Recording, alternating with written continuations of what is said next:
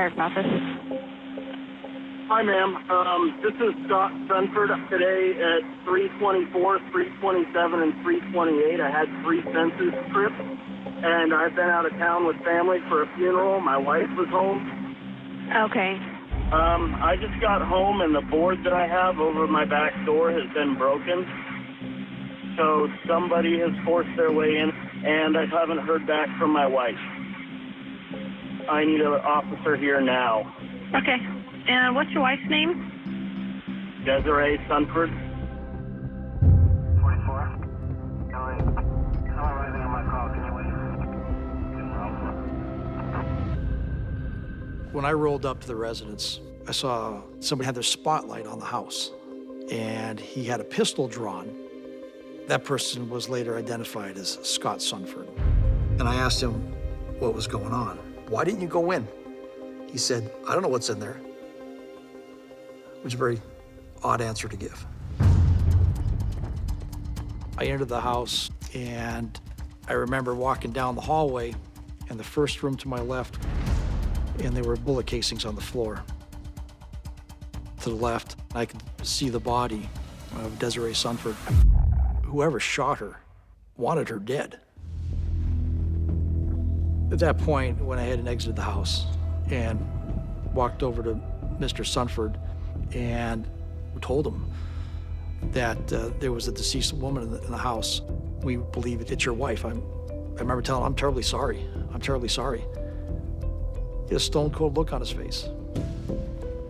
It seemed like it meant nothing to him. And I told this to the detectives when they arrived on scene.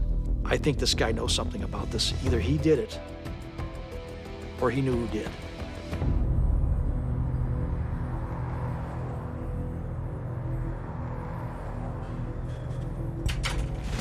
He was a 31-year-old veteran in the National Guard. He actually worked at the local training center for the military base here in Yakima County.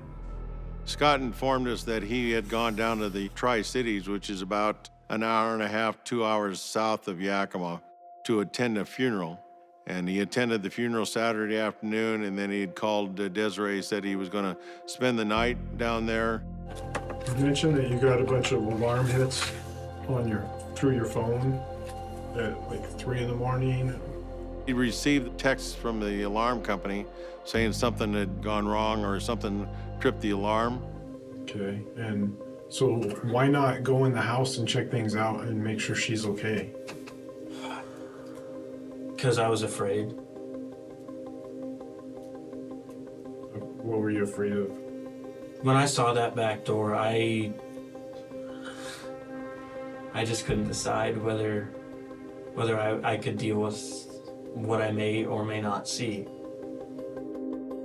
It didn't make sense that a husband would stand back and not go into the house to see if his wife's hurt or injured. You said you were in the military? Yeah, 13 years. 13 years? Did you get deployed in combat areas? Yeah, we had a couple deployments. Where at? Iraq. Iraq.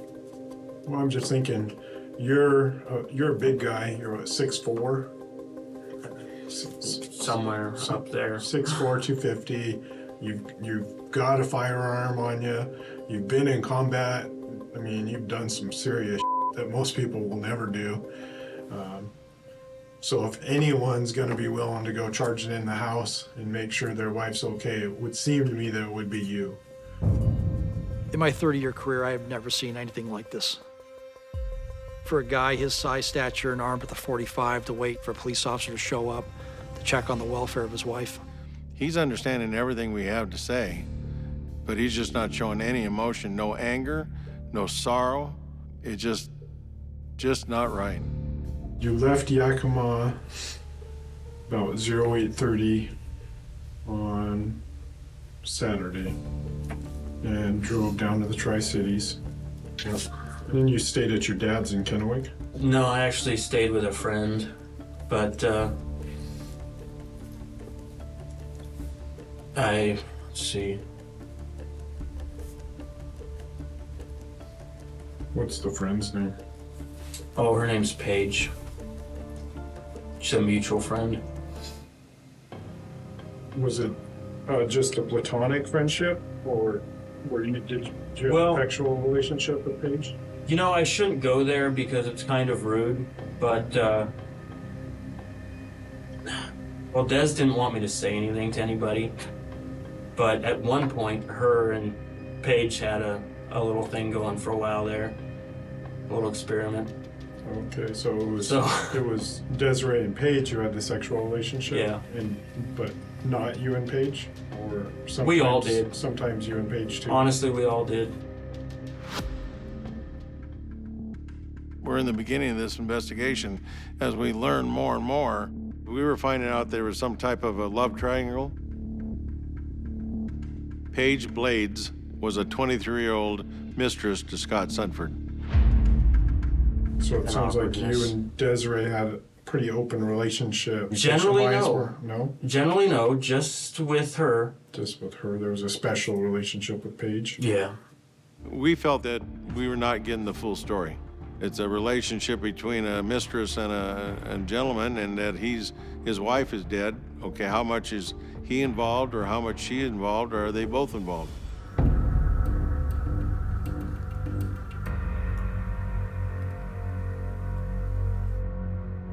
We suspected that Paige maybe was giving him an alibi, that he maybe was not there that evening, but his phone was not anywhere near the residence at the time of the homicide. Even though he's still our #1 person of interest, it just wasn't connecting him to the crime at the time.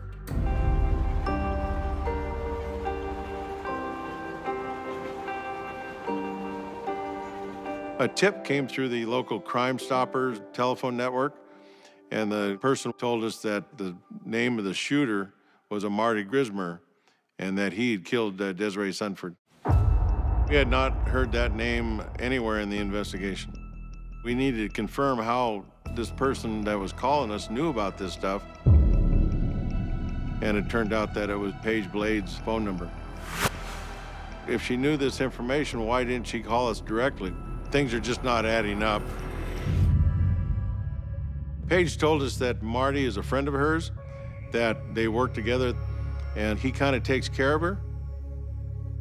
Marty was my best friend. Marty and I started dating for a little bit until he found out about Scott, and I told him I couldn't see him anymore. He's the one that got me the house. He bought my car outright cash. He pays my insurance. He's done my grocery shopping. He's taken very well care of me. At one point, I believe she told us that he just worshiped the ground she walks on, like he was obsessed with her.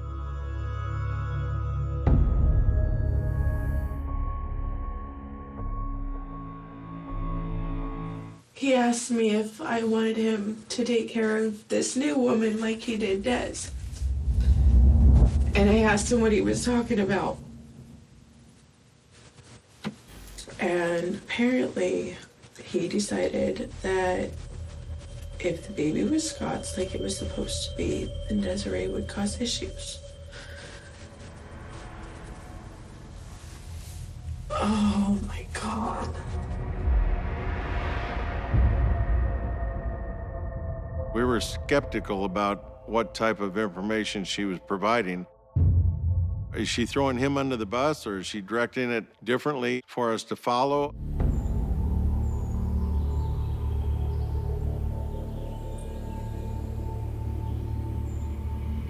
The sheriff's office received a phone call from one of the other managers who was cleaning where Marty had his office, and found a bag of gun parts. So our team immediately drove to Moses Lake, recovered the gun parts, and took them directly to the crime lab to have them examined. It was determined that this barrel was on the gun used to kill Desiree Sunford. The bullets that we recovered from her autopsy came from that barrel. We had evidence in our hands that gave us enough to arrest him on the spot, but we'd really like to have a confession. What's your relationship with Paige? It's been complicated over the years. I mean, she was the best man at my wedding. So, I mean, she was my best friend for a while there. Were you two involved in a sexual relationship at one time? Not exactly, no. We just fooled around a bit on there early on, but I was taking care of things for her financially. Fixing up her house, fixing up her plumbing, finding her a place to live, moving her butt in there. Moving stuff out of storages for her when the bills were running out on there. I've tried to be there for her because I wanted a relationship with her. Like a moth to a flame, I kept going back and trying to help her, even after her own mother told me you probably shouldn't be her friend.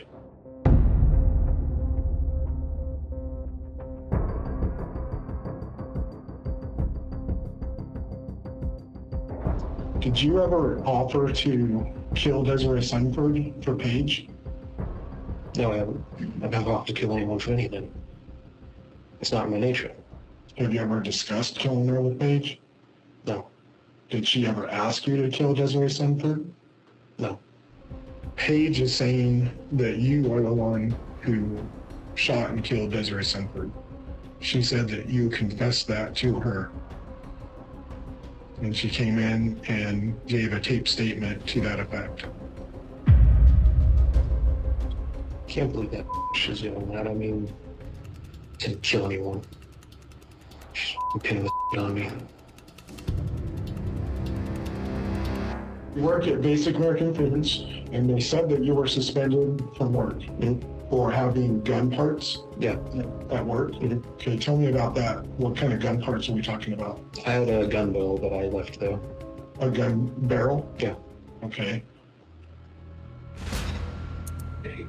Where it gets even worse for you is this gun barrel that we've been talking about. That's the gun barrel that was in the gun that killed Desiree Sunford. I've already retrieved that gun barrel from Basic American Foods, and I've already had the ballistic analysis done on it.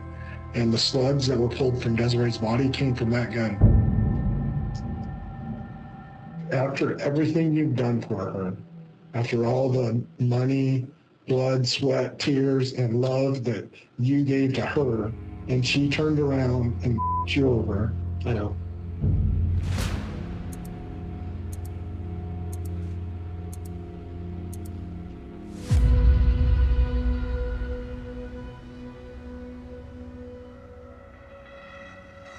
An Alford plea is he's not admitting to the crime. He's not confessing to the crime. He's just saying that the state, which would be the prosecution, has enough evidence to get a conviction.